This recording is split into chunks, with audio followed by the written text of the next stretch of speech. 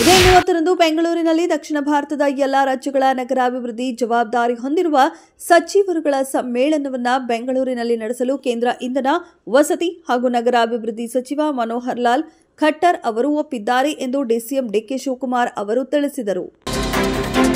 ಸಂಸದ ಯದುವೀರ್ ಒಡೆಯರ್ ಅವರ ತಾತ ಮದನ್ ಗೋಪಾಲ್ ರಾಜ್ ಅರಸ್ ವಿಧಿವಶರಾಗಿದ್ದಾರೆ. ಮೈಸೂರಿನ ಲಕ್ಷ್ಮೀಪುರಂನಲ್ಲಿ ಇರುವಂತಹ ನಿವಾಸದಲ್ಲಿ ಅನಾರೋಗ್ಯದಿಂದ ಬಳಲುತ್ತಿದ್ದಂತಹ ಸಂಸದ ಯದುವೀರ್ ಒಡೆಯರ್ ಅವರ ತಾತ ಮದನ್ ಗೋಪಾಲ್ ರಾಜ್ ಅರಸ್ ಅವರು ನಿಧನರಾಗಿದ್ದಾರೆ. ಈ ಹಿನ್ನೆಲೆಯಲ್ಲಿ ಸಂಸದ ಯದುವೀರ್ ಒಡೆಯರ್ ಅವರ ಕಾರ್ಯಕ್ರಮಗಳನ್ನು ತಾತ್ಕಾಲಿಕವಾಗಿ ಮುಂದೂಡಿಕೆ ಮಾಡಲಾಗಿದೆ. ಹಿಂದೆ ನಾನು ಆರ್ಎಸ್ಎಸ್ ಅನ್ನ ಟೀಕೆ ಮಾಡಿದ್ದೇನೆ, ಇಲ್ಲ ಅಂತ ಹೇಳಲ್ಲ. ಕಾಂಗ್ರೆಸ್ನವರು ನೀವೇನ್ ಮಾಡಿದ್ದೀರಾ? ರಾಜ್ಯದಲ್ಲಿ 136 ಸೀಟ್ ಕೊಟ್ಟಿದ್ದಾರೆ. ಜನರ ಸಮಸ್ಯೆ ಕೇಳ್ತಿಲ್ಲ. ಕಲಬುರಗಿಯಲ್ಲಿ ಜನ ಬೀದಿಯಲ್ಲಿ ಇದ್ದಾರೆ. ರೈತರು ಸಂಕಷ್ಟದಲ್ಲಿ ಇದ್ದಾರೆ. ಏನ್ ಮಾಡ್ತಿದ್ದೀರಪ್ಪ ಎಂದು ಕೇಂದ್ರ ಸಚಿವ ಎಚ್.ಡಿ. ಕುಮಾರಸ್ವಾಮಿ ಆಕ್ರೋಶ ವ್ಯಕ್ತಪಡಿಸಿದರು.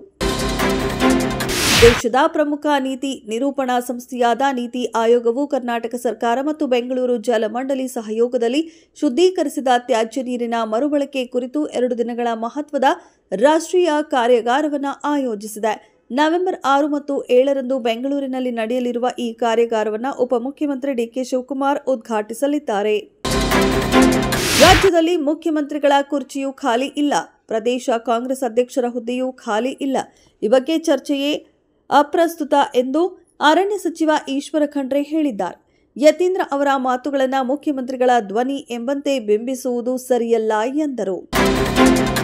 ಗ್ರೇಟರ್ ಬೆಂಗಳೂರು ರಚನೆ ಬೆನ್ನಲ್ಲೇ ಚುನಾವಣೆಗೆ ಆಯೋಗ ಎಲ್ಲ ಸಿದ್ಧತೆಗಳನ್ನು ಮಾಡಿಕೊಳ್ಳುತ್ತಿದೆ. ಈ ನಡುವೆ ಚುನಾವಣೆಗೆ ಬಿಜೆಪಿ ಕೂಡ ಸಿದ್ಧತೆ ಮಾಡಿಕೊಳ್ಳುತ್ತಿದೆ. ವಲಯವಾರು ಸಂಘಟನಾತ್ಮಕ ಜಿಲ್ಲೆಯ ಪ್ರಮುಖರನ್ನ ನೇಮಕ ಮಾಡಲಾಗಿದೆ. ರಾಜ್ಯಾಧ್ಯಕ್ಷ ವಿಜಯೇಂದ್ರ ನೇತೃತ್ವದಲ್ಲಿ ಒಟ್ಟು 11 ಜನರನ್ನು ಒಳಗೊಂಡ ಸಂಯೋಜಕರ ತಂಡ ನೇಮಕ ಮಾಡಲಾಗಿದೆ. ವಿದೇಶಗಳ ಮೇಲಿನ ಅವಲಂಬನೆಯನ್ನ ಕಡಿಮೆ ಮಾಡಲು ರಕ್ಷಣಾ ಸಚಿವಾಲಯವು ಸಾಧ್ಯವಾದಷ್ಟು ರಕ್ಷಣಾ ಉಪಕರಣಗಳನ್ನು ಸ್ಥಳೀಯವಾಗಿ ತಯಾರಿಸಲು ಶ್ರಮಿಸುತ್ತಿದೆ. ರಕ್ಷಣಾ ಸಚಿವ ರಾಜನಾಥ್ ಸಿಂಗ್ ಅಧ್ಯಕ್ಷತೆಯ ರಕ್ಷಣಾ ಸ್ವಾಧೀನ ಮಂಡಳಿಯು ಸುಮಾರು 79,000 ಕೋಟಿ ರೂಪಾಯಿ ಮೌಲ್ಯದ ಉಪಕರಣಗಳ ಖರೀದಿಗೆ ಅನುಮೋದನೆ ನೀಡಿದೆ. ಮಾನವೀಯತೆಯ ವಿರುದ್ಧದ ಅಪರಾಧ ಪ್ರಕರಣಗಳ ಆರೋಪ ಎದುರಿಸುತ್ತಿರುವ ಬಾಂಗ್ಲಾದೇಶದ ಪದಚ್ಯುತ ಪ್ರಧಾನಿ ಶೇಖ್ ಹಸೀನಾ ವಿರುದ್ಧದ ಪ್ರಕರಣಕ್ಕೆ ಸಂಬಂಧಿಸಿ ಇದೇ ನವೆಂಬರ್ 13ರಂದು ತೀರ್ಪು ಪ್ರಕಟಗೊಳ್ಳಲಿದೆ ಎಂದು ಅಟಾರ್ನಿ ಜನರಲ್ ತಿಳಿಸಿದ್ದಾರೆ. ಭಾರತ ತಂಡದ ಮಾಜಿ ಆಟಗಾರ ಸಾಯಿರಾಜ್ ಬಹುತುಳೆ ಅವರನ್ನ ಇಂಡಿಯನ್ ಪ್ರೀಮಿಯರ್ ಲೀಗ್ನಲ್ಲಿ ಆಡುವ ಪಂಜಾಬ್ ಕಿಂಗ್ಸ್ ತಂಡಕ್ಕೆ ಕ್ವೀನ್ಸ್ ಬೌಲಿಂಗ್ ಕೋಚ್ ಆಗಿ ನೇಮಕ ಮಾಡಲಾಗಿದೆ.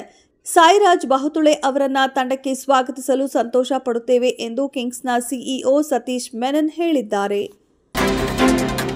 ಸಾಣೇಹಳ್ಳಿ ಶ್ರೀ ಶಿವಕುಮಾರ ಕಲಾ ಸಂಘದ ವತಿಯಿಂದ ನೀಡಲಾಗುವ ಶ್ರೀ ಶಿವಕುಮಾರ ಪ್ರಶಸ್ತಿಗೆ ಹಿರಿಯ ನಟಿ ಉಮಾಶ್ರೀ ಅವರನ್ನು ಆಯ್ಕೆ ಮಾಡಲಾಗಿದೆ. 2004ರಿಂದಲೂ ಶಿವಕುಮಾರ ಶಿವಾಚಾರ್ಯ ಸ್ವಾಮೀಜಿ ಹೆಸರಿನಲ್ಲಿ ಪ್ರಶಸ್ತಿ ನೀಡಲಾಗುತ್ತಿದ್ದು 50,000 ರೂಪಾಯಿ ನಗದು ಮತ್ತು ಸ್ಮರಣಿಕೆ ಒಳಗೊಂಡಿದೆ.